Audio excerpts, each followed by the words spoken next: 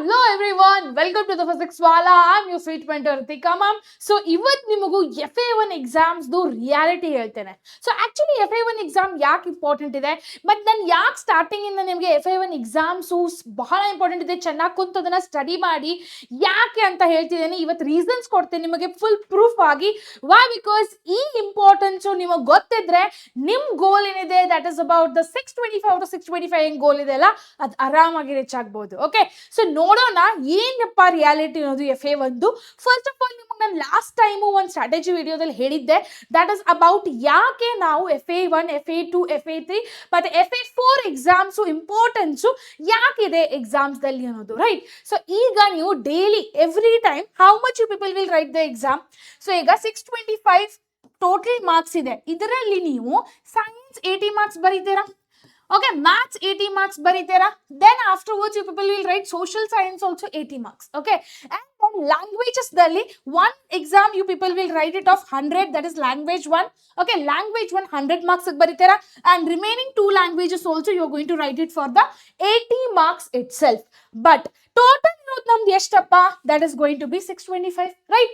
ಈಗ total marks ಇರೋದು 625, but ಇವೆಲ್ಲ ಏನಿದೆ ಅಲ್ಲ ಮಾರ್ಕ್ಸು, ಅದರಲ್ಲಿಂದ 20 ಲೈಕ್ ಎಕ್ಸಾಂಪಲ್ ನಿಮಗೆ ಹೇಳ್ಕೊಟ್ರೆ ನಾನು in this 20 marks, in this 20 marks, in this 20 marks, and in this 25 marks, in this 20 and in this 20. So this all this 20 marks will be taken from your FA1, FA2, FA3, FA4 exam ಇಂದ. ಅದರದ್ದು average ಮಾಡಿ ಅಲ್ಲಿ ಟೋಟಲ್ದಲ್ಲಿ ಹಾಕ್ತಾರೆ. So ಅದ್ರ ಸಲುವಾಗಿ ನಾನು starting ಇಂದ ಹೇಳ್ತಿದ್ದೀನಿ ನಿಮಗೆ, FA exams are very very important. ನೀವು ನೆಗ್ಲೆಕ್ಟ್ ಮಾಡ್ಲಿಕ್ಕೆ ಸ್ಟಾರ್ಟ್ ಮಾಡಿದ್ರೆ you won't be able to reach your goal of 625. Okay, so second thing is about the FA1 reality check is, ಈಗಲೇ ಸೀರಿಯಸ್ ಆಗಿಬಿಟ್ರೆ ನೀವು ನಿಮಗೊಂದು ಕ್ಲಾರಿಟಿ ಸಿಗುತ್ತೆ, ಲೈಕ್ ನನ್ನ ಗೋಲ್ ಏನಿದೆಯಪ್ಪ ಅದನ್ನ ನಾನು ರಿಚ್ ಆಗ್ಬೇಕಂದ್ರೆ ಒಂದು ಕ್ಲಾರಿಟಿ ಸಿಗ್ಬೇಕಪ್ಪ, ರೈಟ್? ಸೊ ನಿಮ್ದು ಅಕಸ್ಮಾತ್ ಗೋಲ್ ಇದ್ರೆ ನಾನು ಔಟ್ ಆಫ್ ಔಟ್ ಬರಬೇಕು, I also want to become the first rank in Karnataka. ನಿಮಗೇನೋ ಗೊತ್ತಿಲ್ಲ ಆ ಥರದ್ದು ವ್ಯಾಲ್ಯೂ, ಗೊತ್ತಾ ನಿಮಗೆ? ಕರ್ನಾಟಕದಲ್ಲಿ ಫಸ್ಟ್ ರ್ಯಾಂಕ್ ಬಂದರೆ ಅದ್ರ ವ್ಯಾಲ್ಯೂನೇ ಗೊತ್ತಿಲ್ಲ ನಿಮಗೆ. There will be like you will be like a celebrity, ಗೊತ್ತಾ ನಿಮಗೆ? You will act like a celebrity. ಎಲ್ಲರೂ ಫೋನ್ ಹಚ್ತಿರ್ತಾರೆ, TV ನ್ಯೂಸ್ದವ್ರು ಫೋನ್ ಹಚ್ತಿರ್ತಾರೆ, ಎಲ್ಲ ಬ್ರ್ಯಾಂಡ್ಸ್ ಫೋನ್ ಹಚ್ಚಿರ್ತಾರೆ. ಯಾಕಪ್ಪ? why they will be calling you? Obviously ಕರ್ನಾಟಕದಲ್ಲಿ ಫಸ್ಟ್ ರ್ಯಾಂಕ್ ಬಂದಿದ್ದೀರಪ್ಪ, ಅಷ್ಟಾದ್ರೂ ಡಿಮಾಂಡ್ ಇರಬೇಕಲ್ಲ ನಿಮ್ಮದು. ಸೊ ನಿಮಗೂ ಆ ಸೆಲಿಬ್ರಿಟಿ ಫೀಲಿಂಗ್ ಬರಬೇಕಂದ್ರೆ you need to concentrate the things on first day itself. So ಈಗೂ ಲೇಟ್ ಆಗಿಲ್ಲ, ಈಗೂ ಏನೂ ಲೇಟ್ ಆಗಿಲ್ಲ. ಡೋಂಟ್ ಥಿಂಕ್ ಲೈಕ್ ಮ್ಯಾಮ್ ನಾನು ಆಲ್ರೆಡಿ 1.5 ತಿಂಗಳು ವೇಸ್ಟ್ ಮಾಡಿಬಿಟ್ಟಿದ್ದೇನೆ, ಸೊ ನಾವು also is it possible for me to reach that goal? So ಈಗೂ ಪಾಸಿಬಲ್ ಇದೆ. ಅಕಸ್ಮಾತ್ ನೀವು ಸೀರಿಯಸ್ ಆಗಿ ತಗೊಂಡ್ರೆ ಎಲ್ಲ ಎಕ್ಸಾಮ್ಸ್ ಅನ್ನ.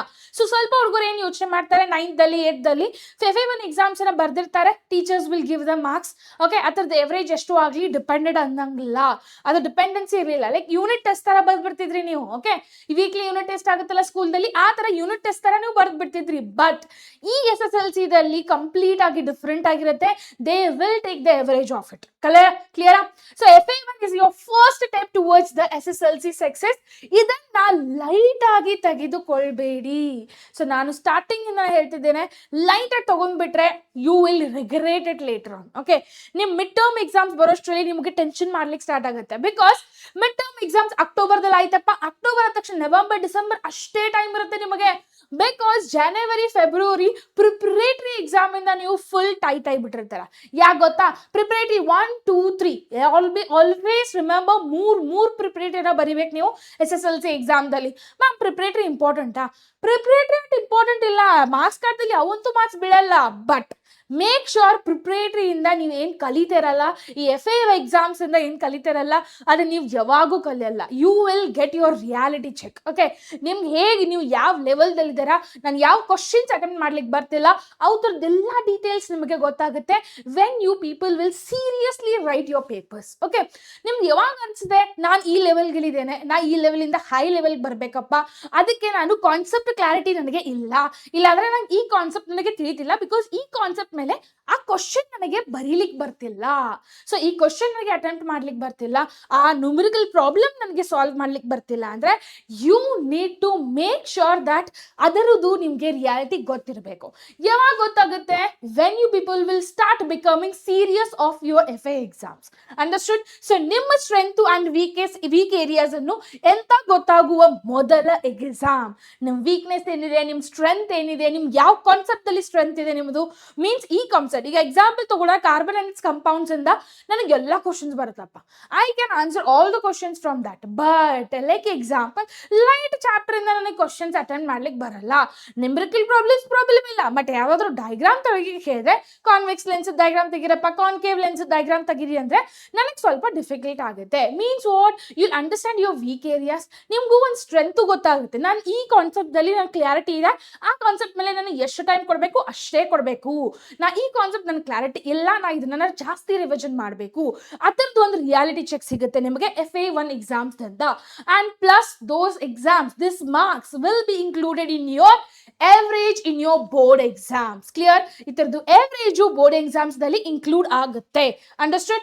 So next is confidence plus exam writing practice ಎರಡನ್ನು ಬಿಲ್ಡ್ ಮಾಡ್ಕೊಳ್ಳಿ. That is going to be your best chance for you. Okay, so confidence ಅಂದ್ರೆ ಏನು? ಸ್ವಲ್ಪ ಹುಡುಗರು ಎಕ್ಸಾಮ್ ಬರೀಲಿಕ್ಕೂ ಅನ್ಸ್ತಿರ್ತಾರೆ. ಓಕೆ, ಲೈಕ್ ಎಕ್ಸಾಂಪಲ್ ಓದಿರ್ತಾರೆ ಅಲ್ಲ, they will be very much perfect. But exam ಬರ್ತಾರೆ, ಸ್ಕೂಲ್ಗೆ ಬರ್ತಾರೆ, ಎಕ್ಸಾಮ್ ಇದೆ, they are actually first rank ಇರ್ತಾರೆ ಹುಡುಗರು, ಬಟ್ ಅವ್ರಿಗೆ ಪ್ಯಾನಿಕ್ನೆಸ್ ಬರುತ್ತೆ. ಲೈಕ್ ನಾನೆಲ್ಲ ಓದಿದ್ದೇನೆ, ಬಟ್ ಅಕಸ್ಮಾತ್ ಆ ಕ್ವಶನ್ಸ್ ಇಂದ ಅಕಸ್ಮಾತ್ ಕ್ವಶನ್ ಕೇಳಿಲ್ಲ ಅಂದ್ರೆ ಏನ್ ಮಾಡ್ಲಿ?